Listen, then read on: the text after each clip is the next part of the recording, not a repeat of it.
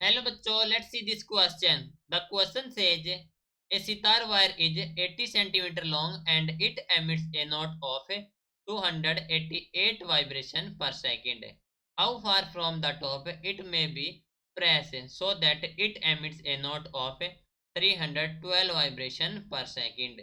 तो इस क्वेश्चन में कहा गया है कि एक सितार वायर है 80 सेंटीमीटर लॉन्ग और वो एमिट करती है notes of 288 vibration per second. तो हमें बताना कि how far from the top it may be press, ताकि जो ये एमिट करे notes of 312 vibration per second. सो इस क्वेश्चन के लिए हमारा की कॉन्सेप्ट यूज हो रहा है, that is the fundamental frequency. Fundamental frequency के तो हम जानते हैं कि जो फंडामेंटल फ्रीक्वेंसी होती है nu is equal to 1/2L root of F upon mu. ठीक है, जहां पर हमारे पास न्यू है frequency, f is the tension in the string and mu is the mass density of the string.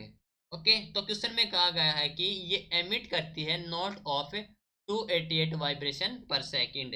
ठीक है, तो अकॉर्डिंग टू द क्वेश्चन हमारे पास जो फ्रीक्वेंसी है 288 that is equal to the 1/2 into l, हमारे पास लेंथ है जो कि है सितार वायर ऑफ 80 सेंटीमीटर, तो 2 into 80 root of F upon mu. ठीक है, मान लीजिए हमारे पास इक्वेशन फर्स्ट है।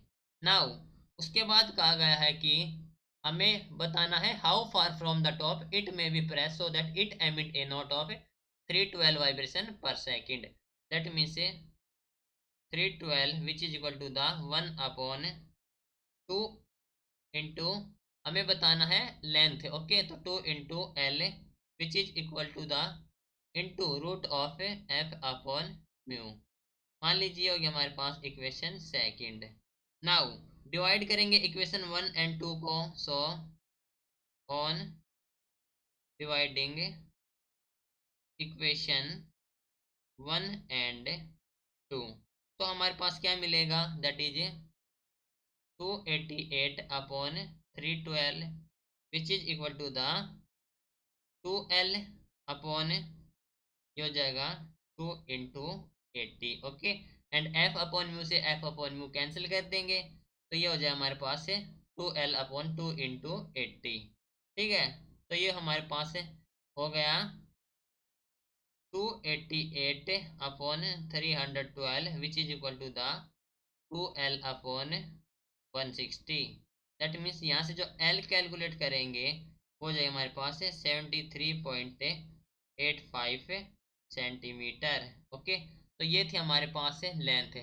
तो हम कह सकते हैं कि 73.85 centimetre far from the top it may be press है। ठीक है, तो ये लेंथ आ गई 73.85 centimetre is the your final answer.